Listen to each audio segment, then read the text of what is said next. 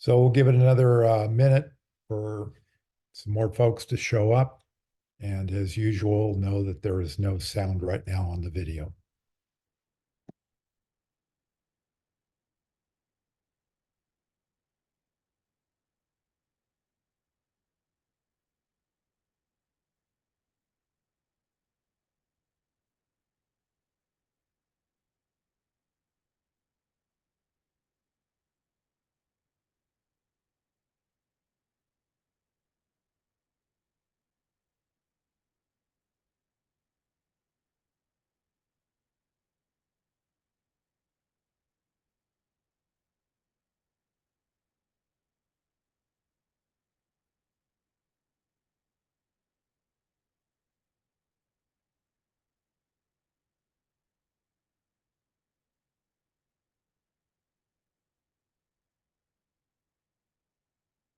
Okay, it'd be fun to just continue watching great Little League plays, but we also have to deal with rules.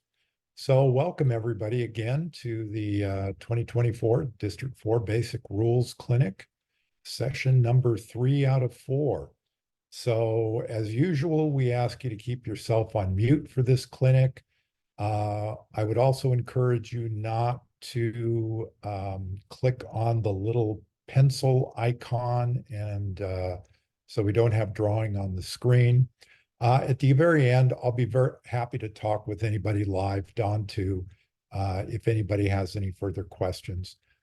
Clinic is being recorded, and like all District 4 rules clinics, the recordings will be up on the District 4's YouTube page at CAD4.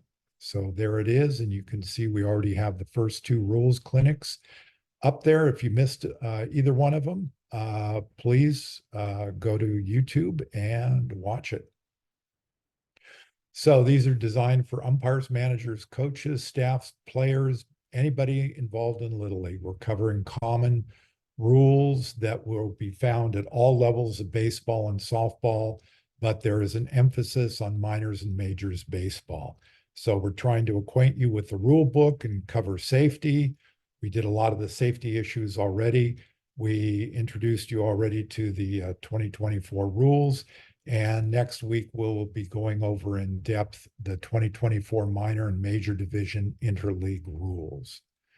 So those are the dates. We're on the third one. We've already gone through the first 2, and we have another one next Thursday, and it'll be at the same time. We ran a teenage baseball rules clinic on Zoom last night. And it's not up yet, but the recording of that will be up on YouTube. So keep checking for that if you're going to be involved in intermediate or juniors baseball. I also want to welcome all of you to attend the softball rules clinic on Monday, February 26th, 6:30 to 8:30, and that's at the UC Extension on Bissell Lane. No registration required. All you have to do is show up. So if you're going to be involved in any softball this year, I would highly encourage that. That clinic is designed to just go through rules that are specific to softball and our interleague softball program. So what are we going to do tonight? Well, we have a couple things, carryovers from Rule 3 to 7 we need to finish up on. But then we're going to be talking about base awards, interference, and obstruction. And as always, we'll have short video clips highlighting many of these rules. We will have a series of slides throughout that have the questions on it. And at that point, I'll turn it over to Don to ask any questions. So as you have a question, don't wait for that. Just type in the chat function anytime a question and send it only to Don Waddell, and he will collect those, and we will get all of those answered. Okay, so let's move on with where we left off last time. Courtesy runner. So this is a local option. Your league can use a courtesy runner or not. It is legal in all District 4 interleague baseball. We will be using it. So you can use a catcher or you can use a courtesy runner for the pitcher or catcher of record when there are two outs. And I want to emphasize that term of record. What that means is that who is ever on the mound or catching when the last out of the last half inning was made, they are the only two players who can be courtesy run for. It also cannot be used the first time that a player comes to bat. And that has to do with that mandatory play requirement. First time at bat, uh, if you get on base, you need to run the bases, so you can't be courtesy run for. It does not remove the pitcher or catcher from the lineup. And with a continuous batting order, the courtesy runner will always be the player who made the last out. If for any reason your league is using batting nine, it cannot be a player who is currently in the batting order. It's somebody who is on the bench. And that player cannot run for both the catcher and the pitcher. They can either run for one or the other, but not both. Special pinch runner.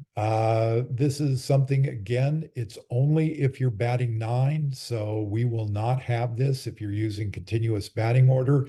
It is not used in interleague. But again, if your district is using bat nine, a special pinch runner can be used once per inning. There is a local option to reduce it to twice per game, but none of the leagues who use it ever do that. That is the rule that will be in place, though, for, I guess, senior baseball. That's the only baseball that will be using that. And you can special pinch run for a player once in a game. The special pinch runner must be on a player who's on the bench, not currently in the lineup, and it is not considered a substitution. And again, just like if CBO, it cannot be used for the first at bat. Appeals, live ball appeals. This is an action by a defensive player claiming there's been a rules violation by the offense. And the most common live ball appeals that we have are a player missed a base, they ran past first base and didn't touch first base, or they failed to tag up properly on a caught fly ball, or they failed to touch each base in proper order. So when you do a live ball appeal, as it states, live ball, it can only happen when the ball is live. If you try to appeal something and time is out, the umpires will not rule. It must be an unmistakable act. In other words, that if you're appealing that the runner missed first base, you can't just casually walk over and touch first base. Generally, on an appeal, you're going to hold up the glove to the umpire. You're going to tag the runner, and the umpire might ask you questions. What are you appealing? Who are you appealing? But the umpire cannot help you through the process. It must be done by a player. So if a coach yells out, "Hey, I'm appealing that he missed first base," that's nothing. It must be a proper appeal done by a player. There's a window for the appeal, and it must be done before the next pitch, play, or attempted play. So once you have this play that you want to appeal, if there is a following pitch, play, or attempted play, the window for that appeal has closed. And remember, it's a live ball, so runners may advance. So if you're appealing something at first base, if you have a runner at third base, that runner can steal home. So let's look at an appeal of a runner who missed first base.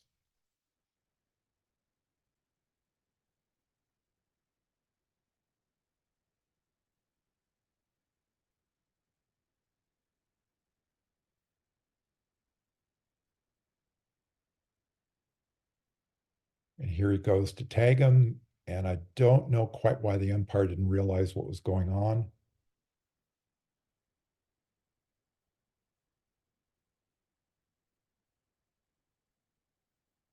So the umpire did the correct thing here. If a player misses first base and they're safe, we are to give a safe sign after that player completely crosses past the base with both feet.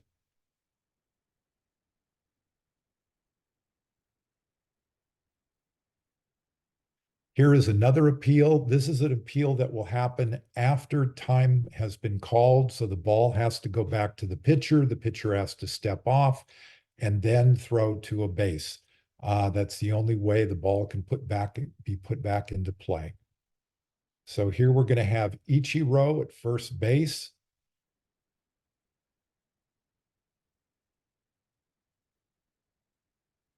And he seemingly makes it to third. Time has been called. The defense knows what they have to do. So Ichiro touched second, but then he retreated towards first. To run the bases in order, he must retouch second base. So this is an appeal play that he did not run the bases in order. Pitcher has the ball in the rubber, steps off, throws, and he is declared out.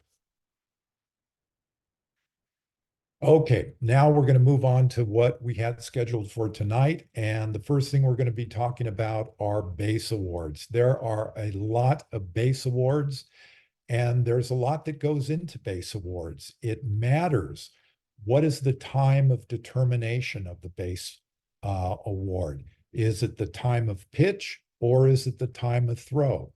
What kind of play is it? Is it a pitch? Is it a throw? Is it a hit?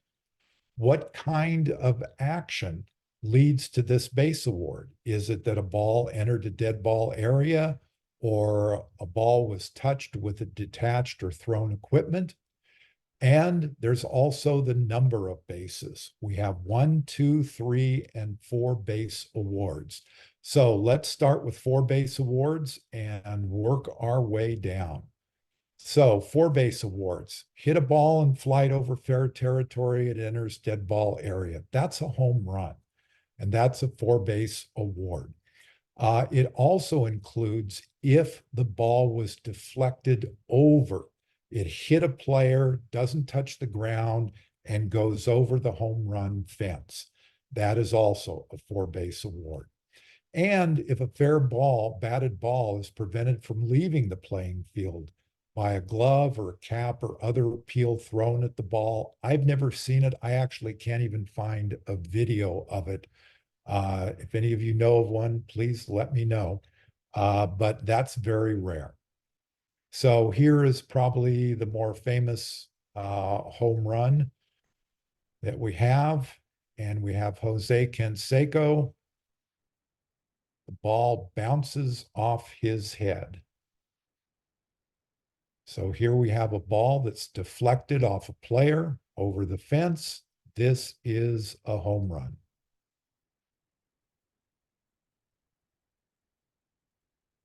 Now let's work our way down. Now we're at 3 base awards. So the only 3 base awards, just like with 4 base awards, are for hit balls. Thrown balls, pitched balls, that's when we go down to 2 bases and 1 base. So 3 base awards: a fair batted ball is deliberately touched with a cap, mask, or any part of the uniform that is detached.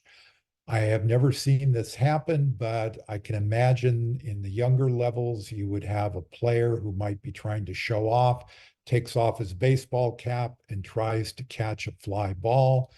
That would be a 3 base award. Also, a fair batted ball that's hit by thrown equipment, like a glove, and the thrown equipment must touch the ball.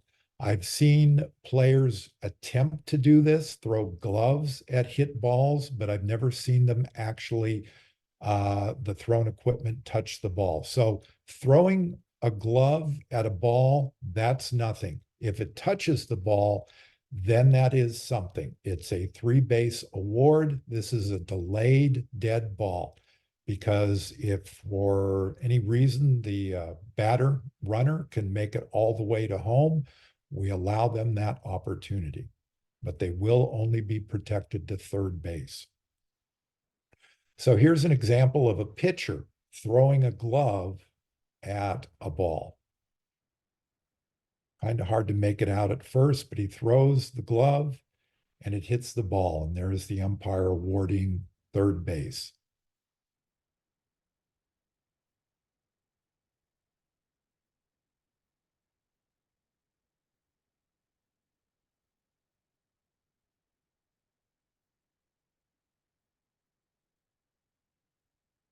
Here you can see it more clearly.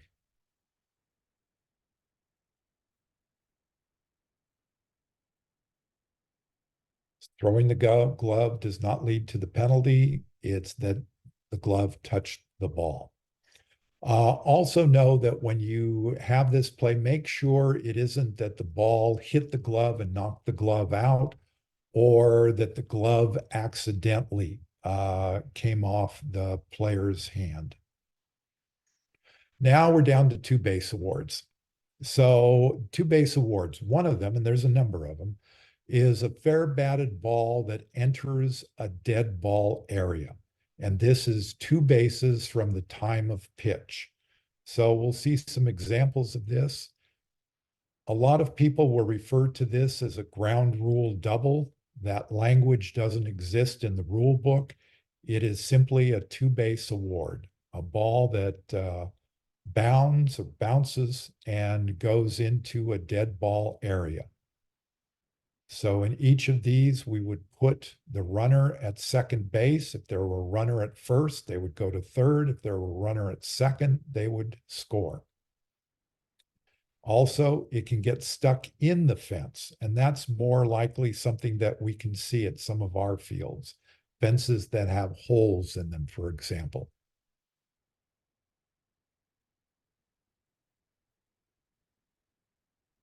This one's unfortunate because the runner probably could have made it all the way to third, but they will be held up at second base. Okay, now we have 2-base awards on a thrown ball.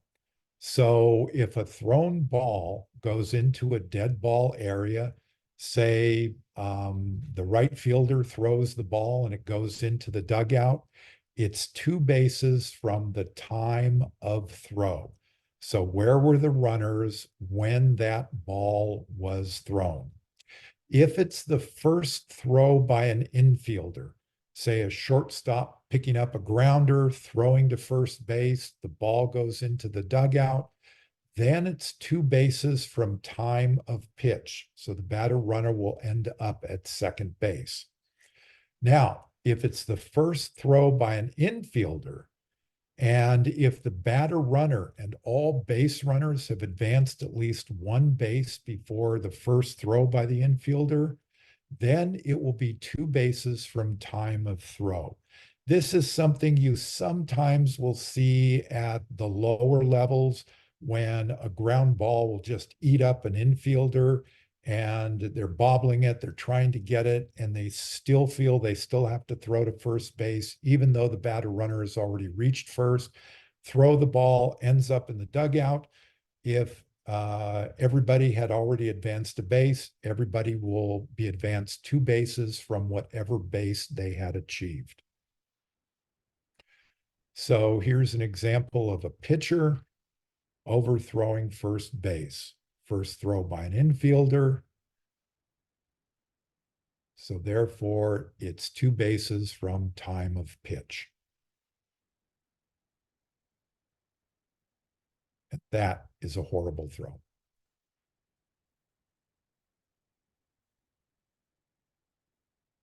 Okay, more 2-base awards. 2 bases on a thrown, 2 bases on thrown ball. If we have a thrown ball that is deliberately touched with a cap, mask, or any part of the uniform that is detached, that is a 2-base award. A thrown ball hit by thrown equipment like a glove, And again, the equipment must contact the ball. So remember, if it's a hit ball and the glove's thrown at it, 3 bases. If it's a thrown ball and the glove is thrown at it and hits the ball, it is 2 bases. Now we work our way down to 1 base awards. Excuse me. A throw or a pitch from the pitcher from the pitching plate that goes into a dead ball area. So this might be I can tell you a field that it can happen at, and that's Lafayette Buckeye. The upper field, there's a hole in the backstop, and it's possible for a pitcher to pitch the ball, and that ball can go right through that hole in the fence. That would be everybody on base gets awarded 1 extra base on that. Also, if we move up to intermediate and junior baseball, if there's a pickoff attempt at first base and the pitcher is engaged with the pitching plate, it will be 1 base award. If the pitcher steps behind the pitching plate, is no longer a pitcher but a fielder, and throws, then it would be 2 bases. Also, a 1 base award on a pitched ball played with detached equipment. This would be the catcher if the catcher takes off their helmet and then tries to scoop the ball towards them. Any runner that's on base will automatically be awarded an extra base. So here's an example of that. See, the catcher takes off his mask and pushes the ball with it. The umpire is watching the whole process. We'll call time. We'll call the interference, and now we'll award the runner at first, second base. And it's a 1 base award if a fielder steps or falls into a dead ball area after catching a batted ball. So if the fielder catches the ball and then steps into the dugout, for example, or there's a line drawn and everything on the other side of that chalked line is a dead ball area, if they catch the ball and step over that area, it's an immediate time. The catch, if they secure the catch, it will still count as an out on a fly ball, but everybody who's on base will be advanced 1 base. So here's an example of this. We have runners at second and third with 1 out, fly ball. The ball is caught. Then the fielder steps into the dugout.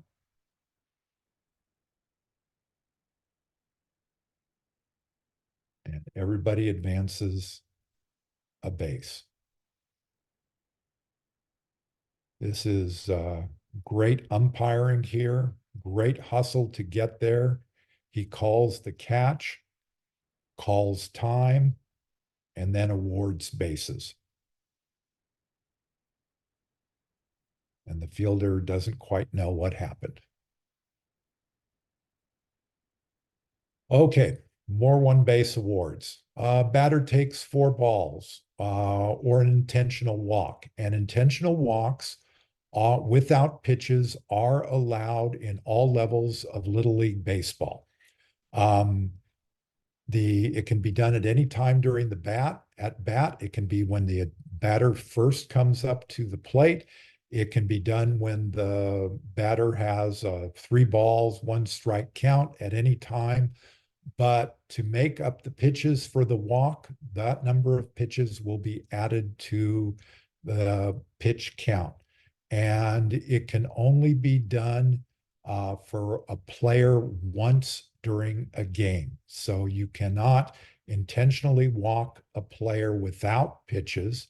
You can intentionally walk them by throwing pitches, but you can only intentionally walk a player without pitches once during a game.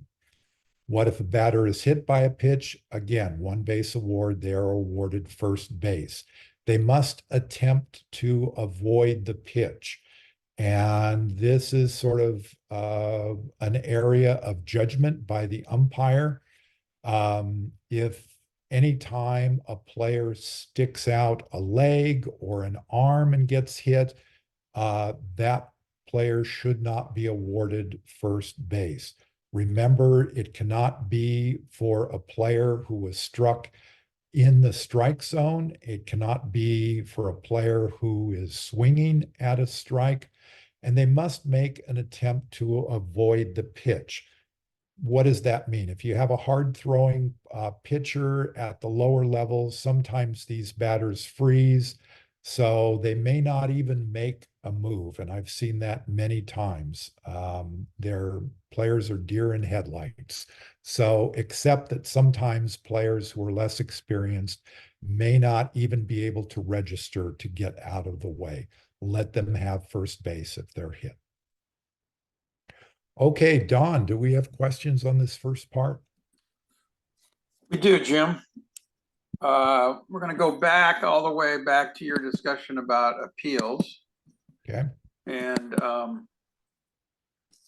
it went to the question has to do with your discussion about your comment that a manager cannot appeal themselves. So what should we do when the manager or coach wants to make the appeal? Okay. So this is written from an umpire perspective. Exactly. And that's a really good question. And we have this. Sometimes the coach will call, the manager will call time, will come out and say to the umpire, an inexperienced manager, hey, I want to appeal that the player didn't touch first base. We can't help them along, but we, for one thing, never say what you saw, never give that away.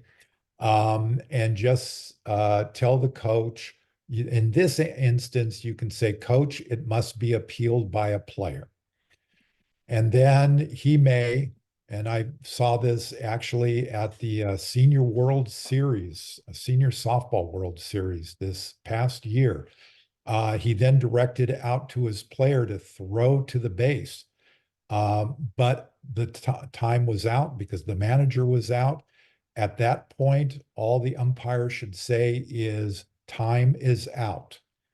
And if they try it again, just say time is out. So it is up to the defense to know how to appeal.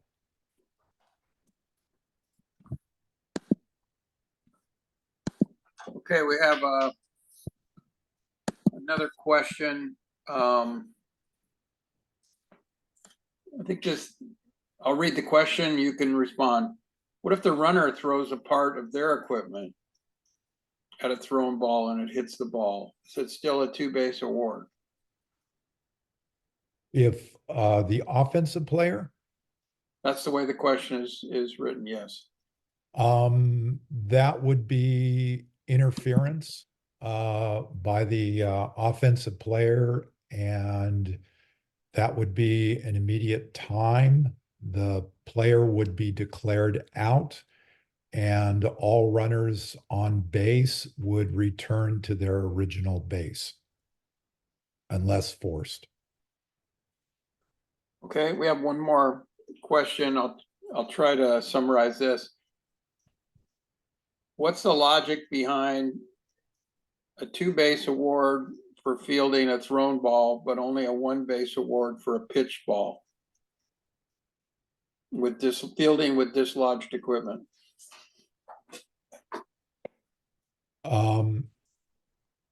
I don't really know the rationale for that, how it came up that pitches on the pitcher's plate will only be one base. Thrown balls are generally two bases. Hit balls can be more bases. I think we'd have to go back to Abner Doubleday and see his reasoning on that. But most baseball rules are decided by creating some kind of equity, making the rules infraction match the punishment. If you have anything to add, go ahead, Don. I think the easy way for an umpire to remember is that if it's something that related to a pitch ball, so imagine you could have a violation where the pitcher throws and the batter's hit by the pitch. That's generally a one base award, right? Uh, at the higher levels of play, there might be a balk where there's a one base award for runners. There's one base award for a pitch ball that goes into a dead ball area. So most of those pitch ball things, including fielding with the catcher fields with their mask or with their helmet, you know, or their glove, right? They kind of toss their glove at the ball, all those, everything around the pitch is one base. Now, why is it? I guess, well, again, as you said, we'll have to ask Abner, but it's easy shorthand to remember. And probably not everything, the shorthand probably doesn't fit every situation, but. Go with that. One more question. Jim, you talked about a pitch ball that went through a hole in the backstop. What about a pitch ball that lodges into the padding on the backstop or comes to rest on the top of padding that many backstops have? Is that a dead ball area?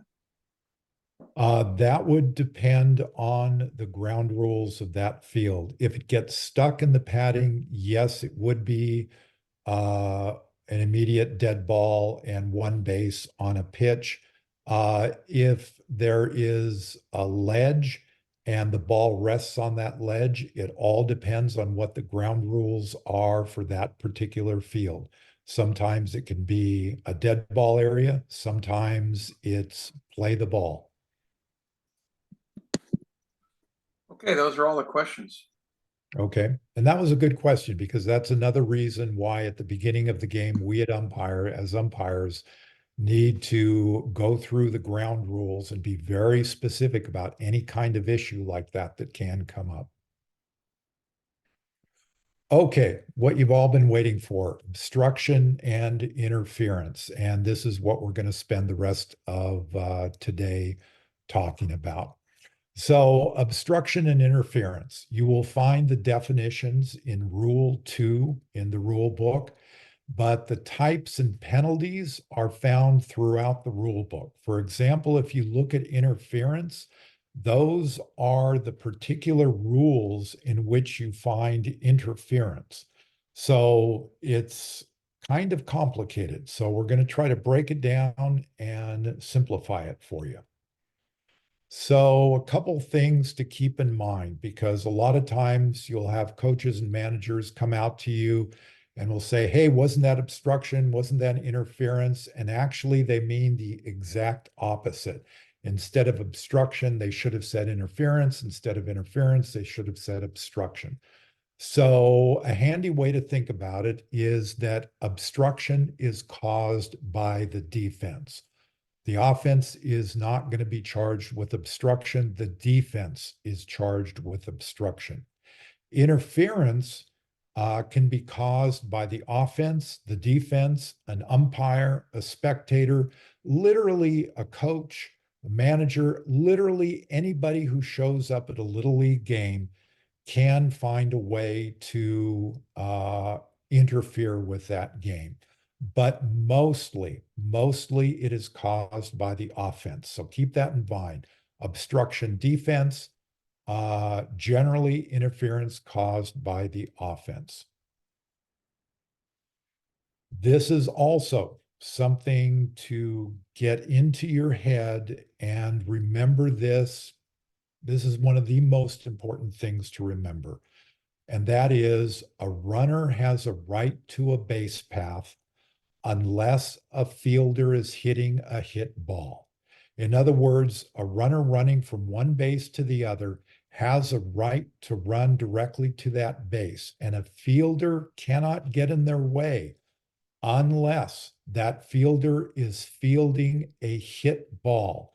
And in that case, the fielder has the right to that place, and the runner must give up, stop, go around, but they cannot go through that fielder. Now, Catching a thrown ball does not allow a fielder to impede a runner. So know that fielding a ball, runner's going to have to yield. Catching a ball, the defensive player is going to have to yield to the runner. Some other things to keep in mind with obstruction and interference. Obstruction and offensive interference, and we will go through the one case of defensive interference a little bit later, but obstruction and offensive interference do not have to be intentional, although they may be intentional. Obstruction and offensive interference do not require physical contact, although they might involve physical contact. And obstruction and offensive interference are both judgment calls by the umpire. You, as an umpire, have to decide, does that rise to the level of interference? Does that rise to the level of obstruction? So let's start by talking about obstruction. And we're going to go through obstruction first, then we'll get to interference. So obstruction, it is the act of a fielder, defensive player, who is not in possession of the ball. So know that if that fielder has possession of the ball, they are not going to be obstructing. And we talked last time about what happens if a defensive player has a ball. What does the offense have to do? Slide, attempt to avoid, retreat, or give up. But in this case, the defensive player does not have possession of the ball. And possession of the ball, it doesn't mean they're in the process of catching the ball. It means they have actual possession and control of that ball. Obstruction is when that defensive player not in possession of the ball impedes a runner's progress. It does not need to be intentional. There does not need to be contact between the two. But if that defensive player impedes the runner's progress, forces the runner to veer off, to run in a different way, that will be obstruction. Now, when we talk about obstruction, we have two kinds of obstruction, type A and type B. So let's start with type A. So type A obstruction is when an obstructed runner is being played on, or before the batter runner reaches first base. So anytime a batter runner is obstructed before they've touched first base, that will always be type A obstruction. And where we generally see type A obstruction also is in a rundown. And a rundown is considered type A because the obstructed runner is being played on.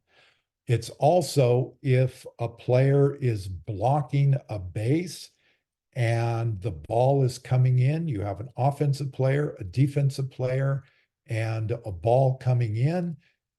We will also have type A obstruction in that case.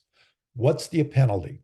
Immediate dead ball, kill the play, call time, award at least one base beyond last base legally touched, and the umpire may award bases to other runners.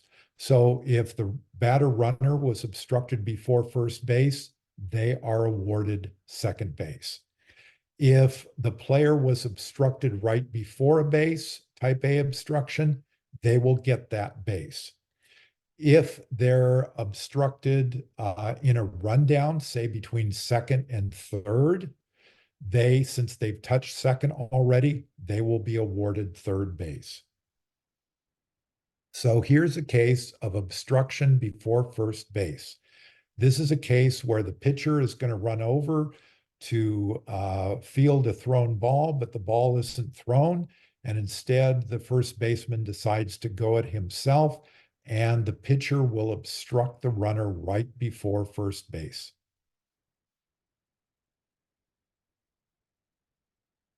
We'll see a few different views of it.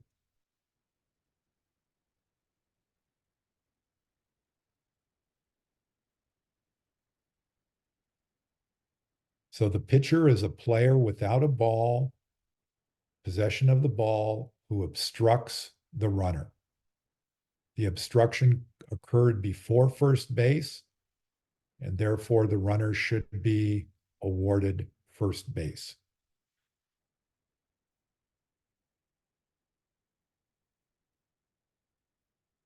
Here we have obstruction on a rundown. The rundown is between third base and home plate.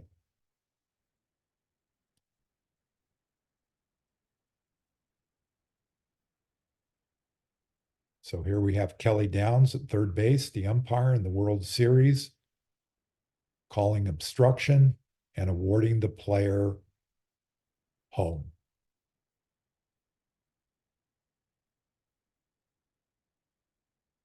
And here is the obstruction right there. She's calling it. And if you notice, the glove actually hits the player in the face. So the only thing I would say different as to what she did, we should immediately kill the play. We should be calling time, but everything else, or calling that play, was perfect. Here we're going to have obstruction at home plate on a runner that is not called.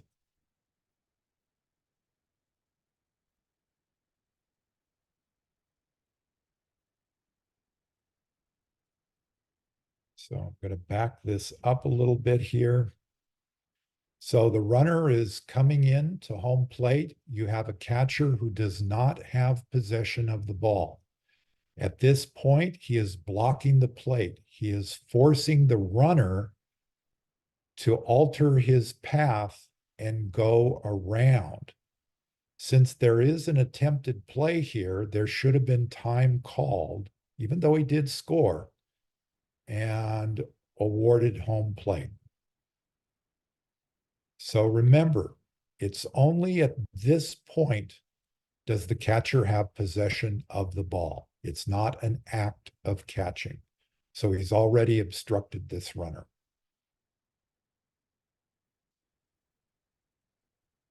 Okay, all of that was type A obstruction. Now let's talk about type B obstruction. And this is the obstruction that we see over and over in Little League games, and especially at the lower levels. Listen, for all of you umpires, especially you newer umpires, I cannot emphasize enough. When you see obstruction, call obstruction. Don't go, oh, he blocked him. I wonder if I should call it. If you see obstruction, you point and you say out loud, that's obstruction. So type B obstruction is an obstructed runner not being played on. In other words, there's not a ball.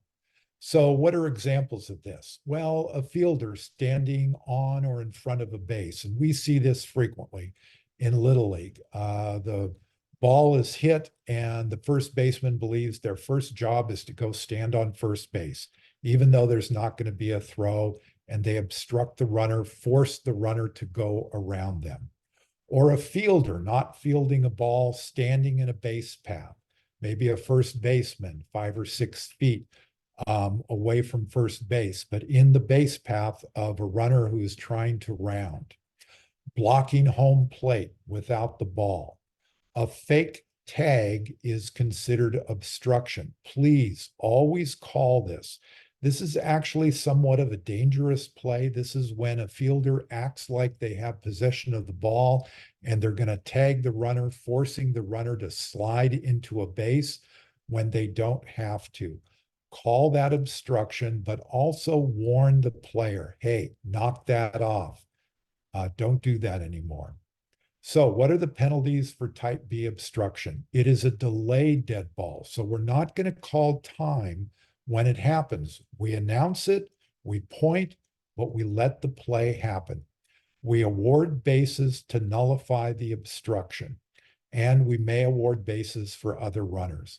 I would generally say in Little League Baseball, when you call type B obstruction, the majority of the time, you're not going to award bases because the runner ends up at the base they should have.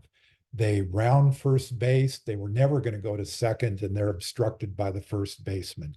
They got to the base that you would have protected them to, first base. Or they are obstructed by that player at first base, but they do make it safely to second base. So whenever you have obstruction, what you have to do in your mind as an umpire is think, where will I protect this runner to? If the runner was not obstructed, what base do I believe they would have ended up on? Then we protect that runner to that base. If the runner decides to go farther than that base, they put themselves at jeopardy of being put out. So again, always declare loudly obstruction, point when it happens. Most type B obstruction does not end in award of bases. And if a runner runs beyond the base, the umpire protects that runner too. The runner is in jeopardy of being put out. So let's see some examples here. This is one of the more typical ones you'll see.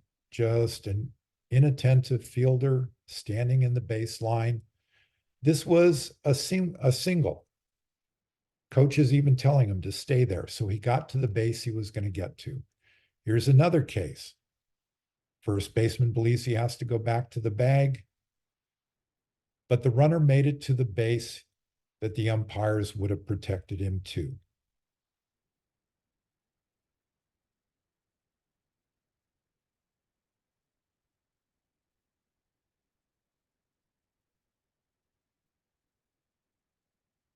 Now, if that runner there had been thrown out at second base, then we call time and we point to first base and say, that's obstruction, you, second base, to that runner. Here is a major league example of a player actually getting obstructed twice on one play. So this is the first obstruction will happen between second and third, and the other one will happen at third. We can see what the umpire does. He was tagged out, but the umpire calls time, notes the obstruction, and say that he scores. So here's the obstruction 1, obstruction 2.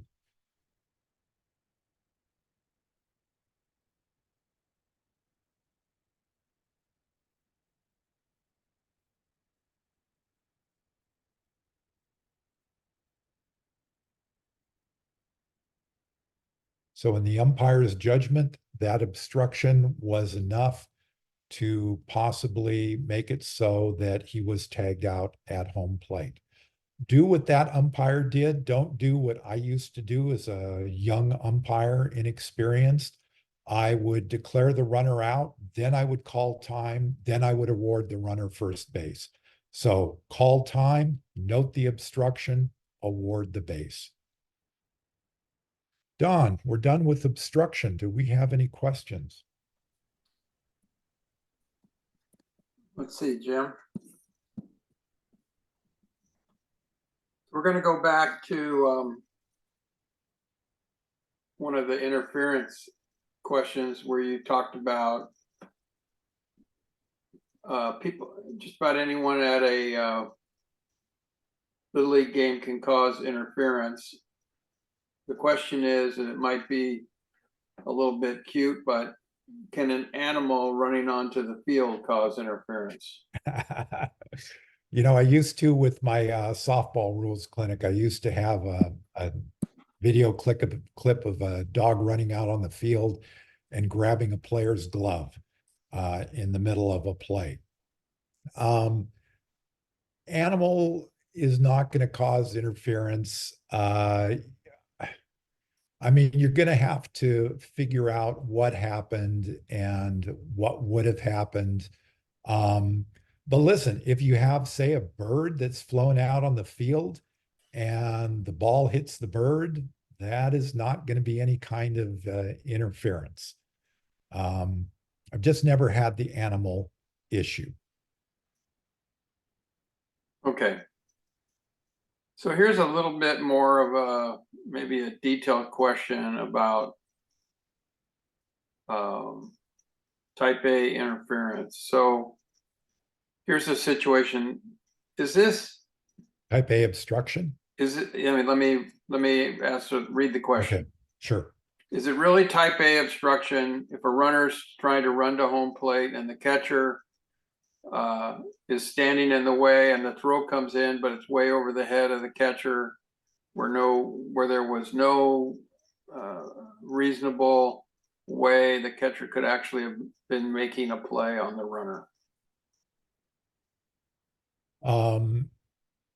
You're going to have to use your judgment on that, but uh, I would say on that one, if the ball is so wildly thrown that there's just no question that there could even possibly be a play, then I mean, I would still announce obstruction and allow that and have that player score. The thing that you've got to watch out for, and this is why we need to call it and not sort of hesitate to, is what happens if those two collide and the runner is now writhing around in pain on the ground. The catcher runs to get the ball and comes back and tags the runner who hasn't touched first or home plate yet. So, you know, I tend to be better safe than sorry. Okay, well, so the last question we have is kind of a feeder off what your just last comment was. So what if there's obstruction at a base and the fielder decides to run right over the fielder? Is he out based upon your discussion earlier about giving up, going, avoiding or sliding? How do we call this?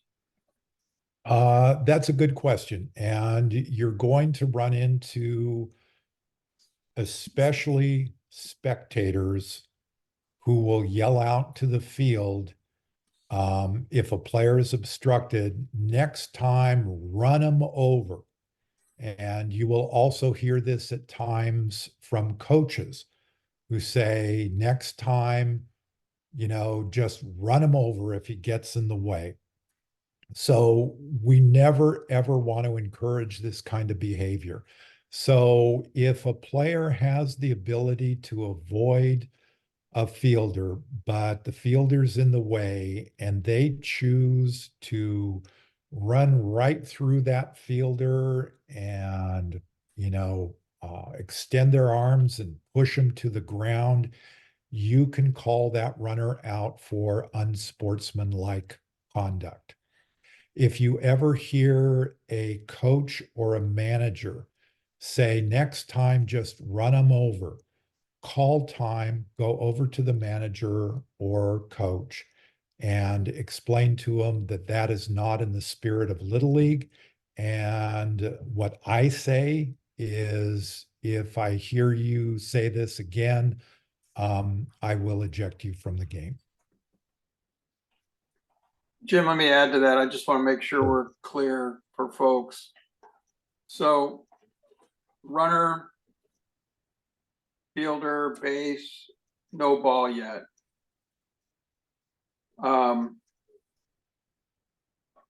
There's likely to be obstruction. Fielder having a ball, fielder with the ball, base, runner. We just need to remember that the rule says the runner must take the actions, as we've talked about, to go around, slide, or retreat on that fielder. So if they don't do any of those things and they collide with the fielder and the ball comes loose and they touch the base and they get safe, you can call them out under the rule of not doing what they're supposed to do when a fielder has the ball waiting to make the tag. If it's a violent act that you deem to be unsportsman, you can then eject the player. But also remember that the rule doesn't say there can't be any contact.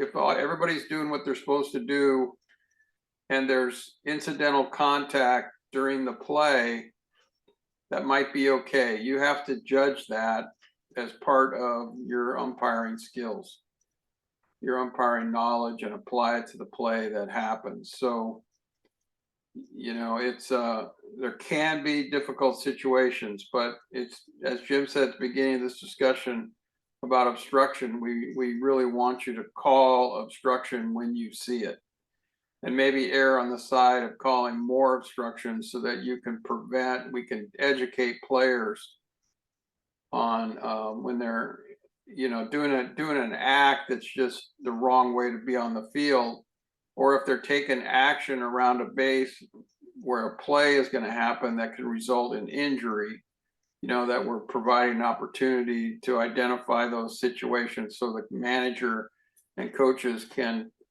teach their kids how better to deal with that.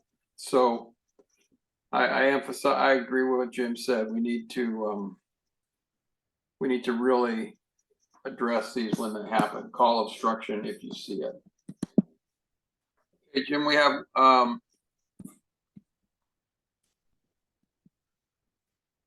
a couple more questions. Is it interference if the base coach touches a runner?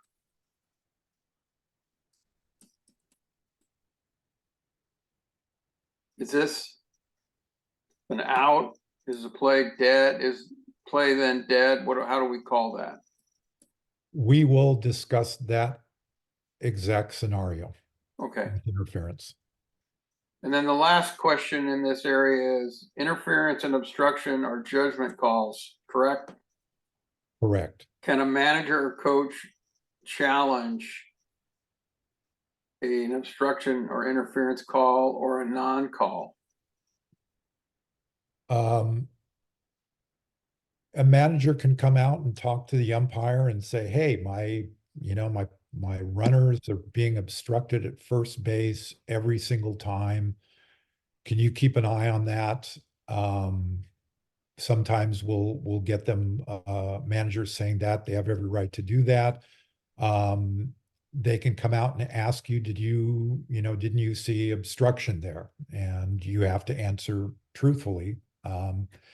And the other thing with that is that if they want to protest it, it is a judgment call and you cannot protest. But as I said, I think at the last rules clinic, if somebody does absolutely want to protest, even though it's a judgment, we allow that protest to happen. And we should remember that who on the field besides the umpires are going to see obstruction at first base or third base? Well, typically it's the coaches in those coaches boxes at those bases will also see obstruction. So it's not just, you will get questions, I guess. Those are all we have, Jim. Okay, just a follow up there just on a couple of things here. I understand with coaches and managers why they get frustrated. And even though they should not be doing it, why they will tell their runners to run into the player is because they have umpires who are not calling obstruction. So part of that issue is on us as umpires, and this is a call that we have to be making. Can you as an umpire coach the player to not obstruct? You should not do that. You should never coach a player and say, hey, you need to stand here instead of here so you don't obstruct. We don't do that. But in terms of preventative umpiring, it isn't a bad idea, and especially regular season and especially with more inexperienced players, when the half inning hits, go over to the manager and say, hey, I've been calling obstruction this whole, half inning, 2 innings on your first baseman. And you may want to teach him how he, can avoid that. So that's what you can do. Okay, interference. So we're going to start with offensive interference. We'll actually get to umpire interference, and we will also talk about coaches interference. So offensive interference is an act by the offense where the runner or the batter interferes with, obstructs, impedes, hinders, or confuses a fielder attempting to make a play. Again, it does not need to be intentional. Now, this is a little handy thing to always remember if you have offensive interference. We will always have a dead ball. It may be delayed, it may be immediate. We will always have an out with offensive interference. We will hunt out, we will find an out, we will call an out if we have offensive interference. And unless they're forced, runners cannot advance when there is offensive interference. So remember that if you call offensive interference, you're at some point going to have a dead ball, you will have an out, and runners can't advance unless they're forced. So let's start with runner interference. And one of the things we see is a runner being hit by a batted ball before the ball passes or touches an infielder besides the pitcher. In other words, we have a runner running from second to third. We have a defense behind that runner, and the runner is hit by the ball. That will be runner interference, immediate dead ball, kill the play. Runner is out. The batter, we're not going to penalize the batter because they didn't do anything. We will award the batter first base. Any other players will have to return to their base at time of pitch unless they were forced by that batter runner being awarded first base. So here's an example of this happening.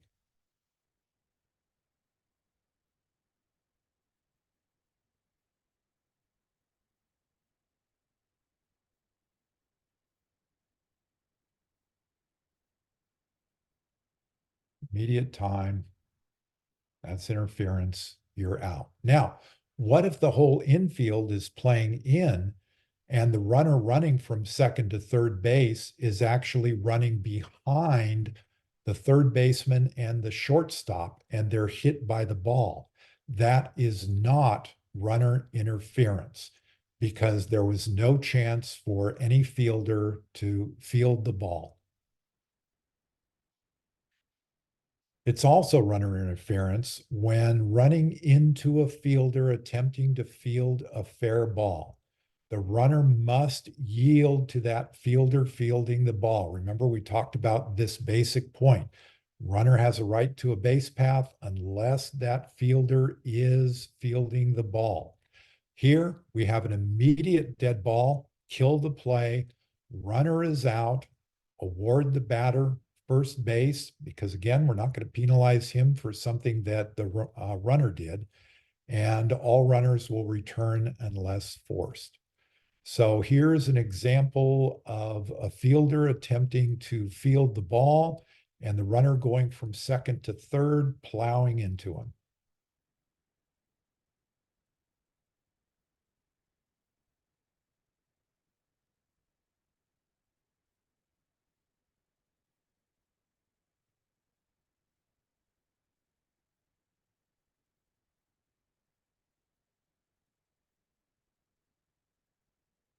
Immediate dead ball, runner is out. You can even see the second base umpire is also pointing, calling interference.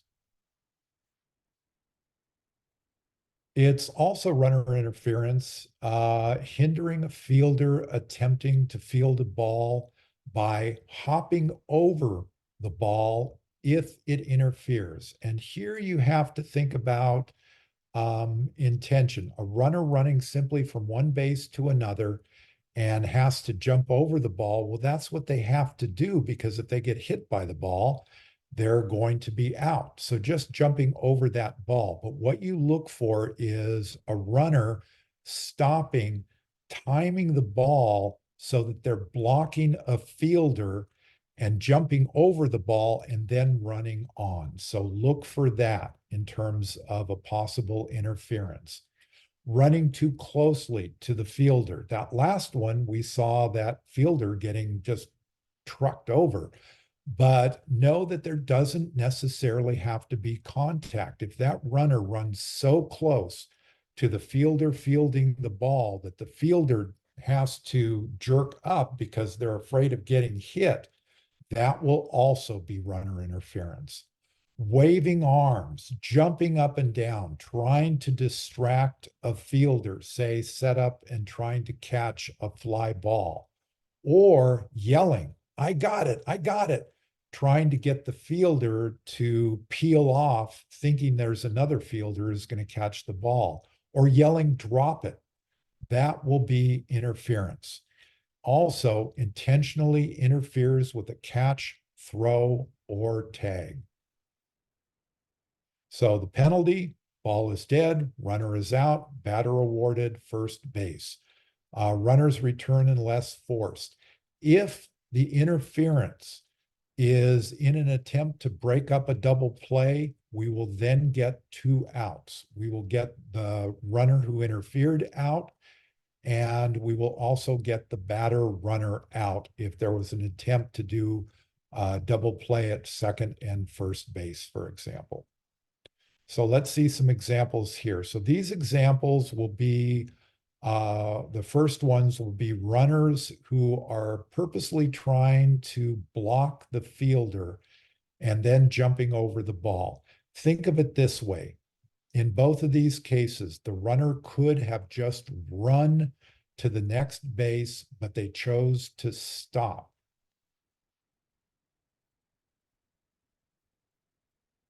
That one's a little hard to see. We'll see a closer version of it here in a minute. You can see the umpire is calling it.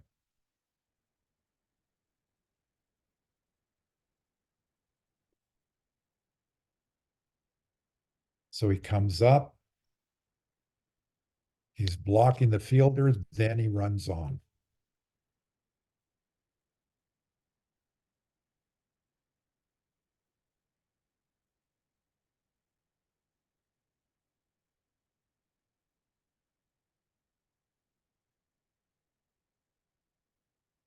And again, this is going to be a judgment call on the umpire.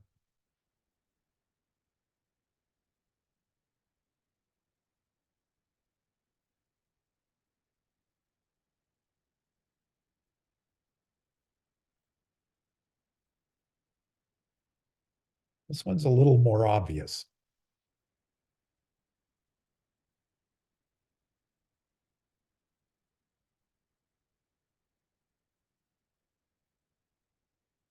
Why would you stop and actually backtrack when the ball was essentially behind you?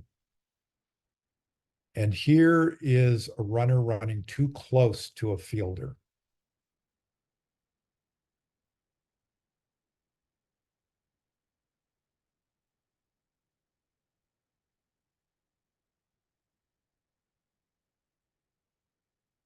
Actually, that fielder, you can see him sort of bend his body. He's thinking that he's going to get run into by that fielder or by that runner. Okay, now we have what should have been called a double play, double out here. So we have the runner is out and then veers towards the fielder and forces the fielder to throw differently to first base.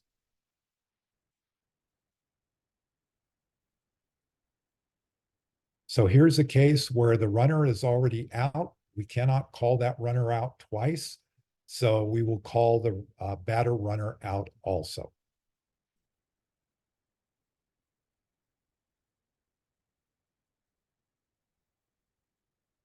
And that one's hard to see. It's declared safe because the ball was dropped. Then we have to ask, why was the ball dropped? Watch the right arm of the runner.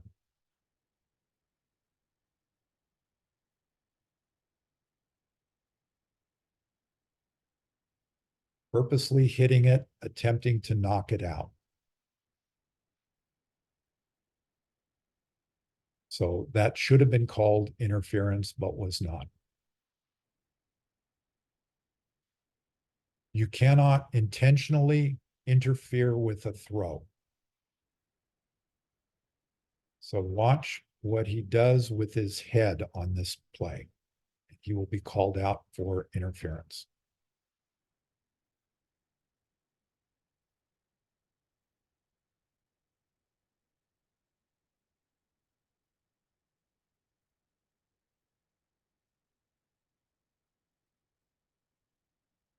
Actually kind of launches himself, like taking a header in soccer. So that's intentionally interfering with the throw. That is an out.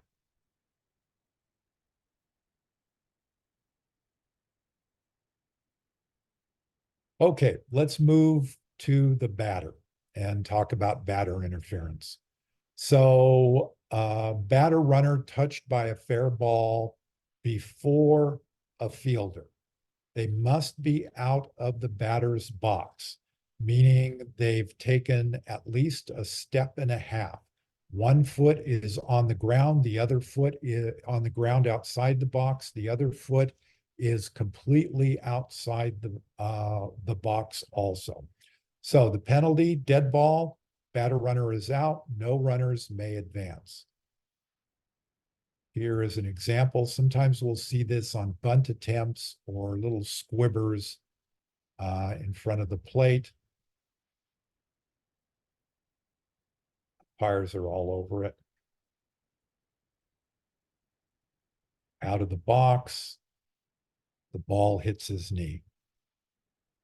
This one, fair batted ball, hits him before a fielder can field the ball.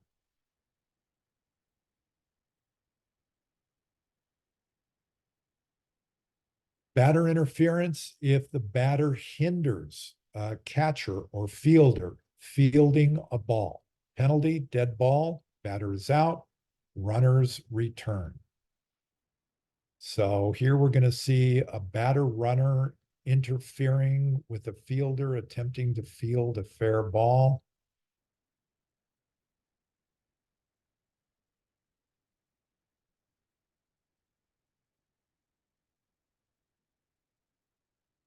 He doesn't understand why he's being declared out.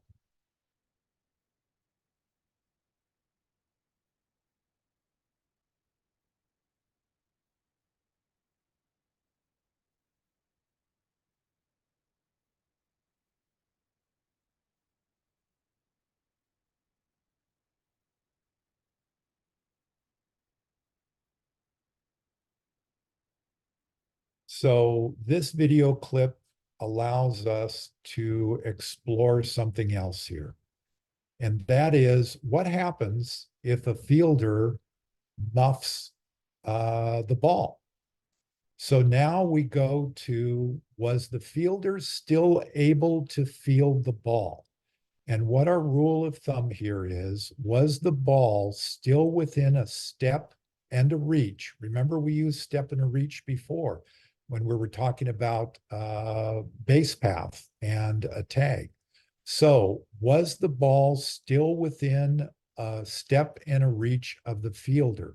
If it was, and clearly this ball is, there is still a protective halo around that fielder, and they have a right to still be able to field that ball and not be interfered with.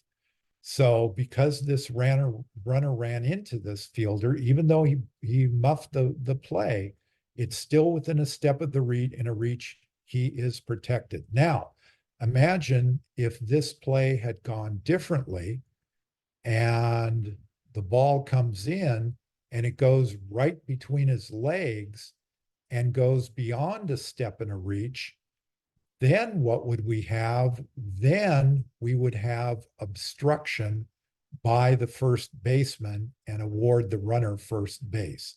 But because the ball was still within a step and a reach, it is interference. Okay, let's continue with batter interference. A batter interferes with a catcher's throw on a stolen base. This is a delayed dead ball. As umpires at the plate, we're going to announce it, but we're not going to kill the play. Why? Because if the runner is thrown out, the out will stand and the batter will remain at bat unless they just struck out. If the runner is not thrown out, the batter will be declared out for batter's interference and the runners will have to return. If a batter strikes out and there's an attempt to throw the runner out and there is interference by that batter who just struck out, the batter will still be out on strikes. But remember, we are always going to find an out for that interference. We will also declare the runner out. So that would be 2 outs on this one play. So here are some examples of batter interference.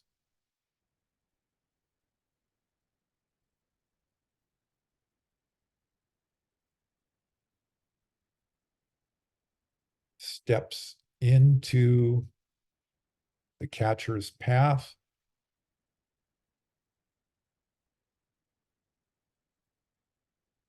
Still allow the attempt to be made on that runner. If it's unsuccessful, then call time.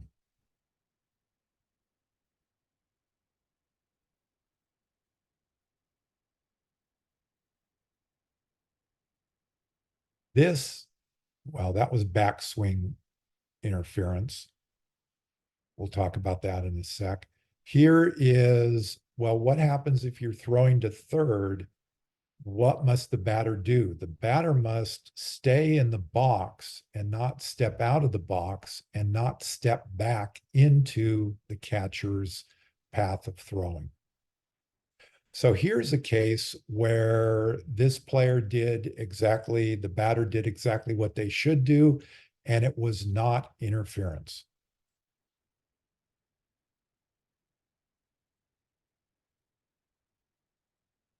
So the catcher threw the ball and hit, it's either the batter or her helmet. So what do we do as umpires if that happens? If a catcher throws and hits the batter or hits the batter's bat, and there was not interference, it is not a dead ball.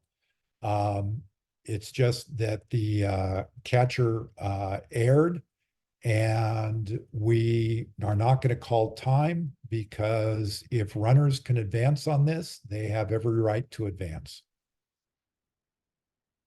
Okay, we saw a hint of it earlier of backswing interference. We talked about backswing interference at another time. We'll go through it really quickly again.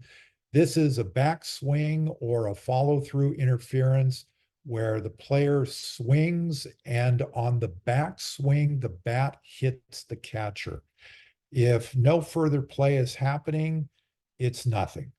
If it's the third strike and a runner, we have a third strike not caught situation, we will call time. We will not allow that runner to run. But what if it interferes with somebody stealing? Delayed dead ball, allow the catcher to still try to get the out. The batter is not out. And if the runner was not thrown out, they simply return to the base. So here's an example of that.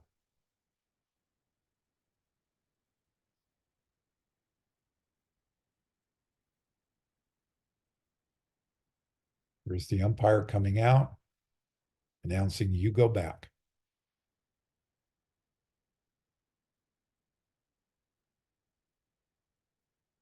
There's that backswing, hit the catcher in the mid area, mid body area, right there. So again, delay dead ball, allow the defense to try to get the runner out. If they don't, send the runner back.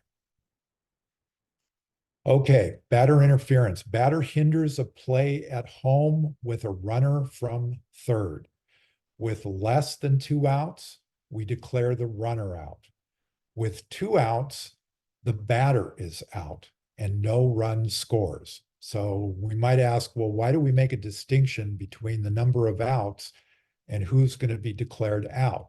This is a penalty where we're trying to do the most damage on the penalty. And with fewer than 2 outs, the damage is we declare the runner out, so there's no chance of them scoring on a subsequent play. If there's 2 outs, we're going to penalize the batter who caused this interference. And again, we're not going to allow the run to score. So it does not have to be intentional. Here is a batter who attempts to get out of the way, but he just happens to get out of the way right between the catcher and the pitcher.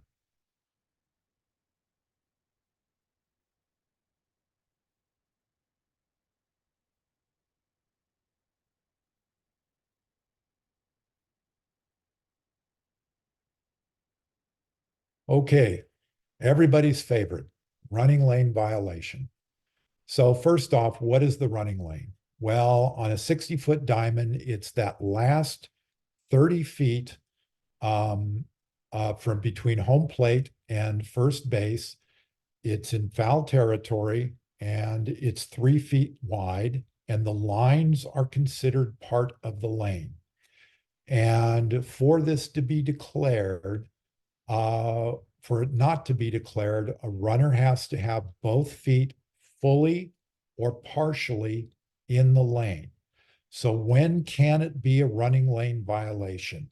If the runner is running outside of the running lane with one or both feet and interferes with a fielder taking a throw at first base.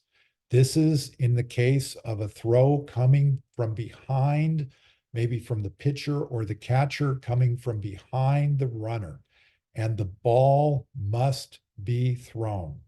We used to talk about that there also must be a quality throw. And although it's that phrase still exists in the rule instruction manual, there's a move to get that withdrawn, but it really doesn't matter. What matters is, did that runner actually interfere with the fielder taking a throw at first? If all of that happened, then we will have an out. That runner will be declared out. Dead ball, runner is out, no base runners advance. So let's look at a cut and dry play here. Ball is going to be thrown behind. The runner is clearly out of the running lane, and it interferes with the fielder fielding the ball at first base. This is a classic example of runner lane violation. It must be called. Now, what about this case? Because some of the similarities are there. We have a throw coming from behind the runner. We have the runner running fully outside the runner's lane. We have a throw, but watch the throw. It is going to sail far over the first baseman's head. So you have to ask, did that runner interfere with the fielder fielding that ball?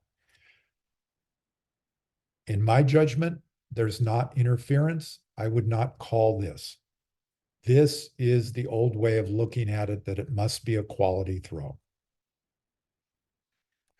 Okay, we actually do have a defensive interference. And that is if a catcher interferes with a batter. And where we see this is the batter swings and the bat hits the catcher's glove. This is defensive interference, also called catcher interference, where the catcher interferes with that batter. Again, do not immediately kill this play. If no play follows, the batter will be awarded first base. If a play follows, say the batter hit that glove, but then hit the ball, hit a fair ball, it is a delayed dead ball, and the offense may accept the penalty or the play. They may accept awarding the batter first base, or if that batter's thrown out, what if you had a runner at third who scored? You may accept the play, you may accept the score, and accept the out at first.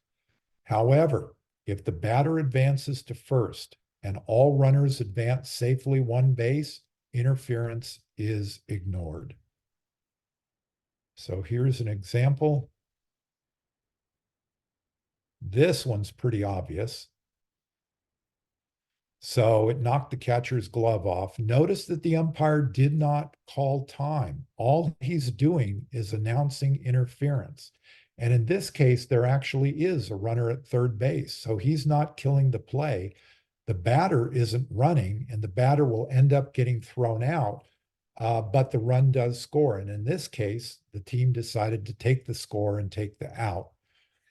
So how will you know if there's catcher interference? You'll know a few different ways. One is you will hear the bat hitting the glove.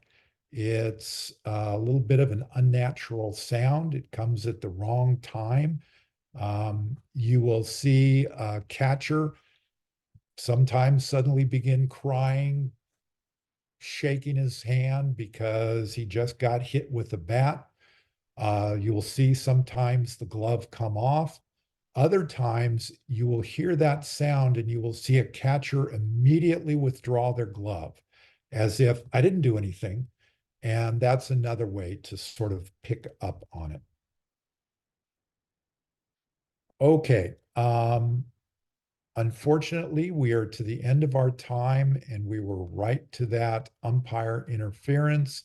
And then we're going to go through coach interference. And I'm very sorry we didn't get to those, but we will start next time with that. Don? So we have one question. You used the term step and a half relating to batter interference. Can you please explain what the half is? If I did that, I misspoke myself. What I meant to say was step and a reach. So basically, if the defensive player can step with one foot and reach and still be able to pick up that ball, they are still protected. If the ball is beyond that, then they're no longer protected. Okay, Jim. So I think the question specifically related to batter interference coming out of the batter's box. Oh, I'm sorry. Okay, I'm sorry. So what I mean by that is that a step and a half. So what we're talking there is 1 foot is completely out of the batter's box, and the other foot has lifted off the ground out of the batter's box. So at this point, the batter runner no longer has contact with the batter's box. Okay, good. Those are all the questions we have. I mean, we had those other ones which we'll cover next week. So, And I apologize. And if whoever wants to those answered and they can't be here next week, I would be happy to answer that right at the end. So remember our next rules clinic, register for it. It's going to be next Thursday. We will be finishing up with the interference. We will talk about pitching, interleague rules, and the umpire. And remember that softball clinic that's on Monday, February 26th. And that is all. Thank you very much, folks, for staying with us and attending this rules clinic. We really appreciate the time that you put in. all right, thank you. Thank you. You are very welcome.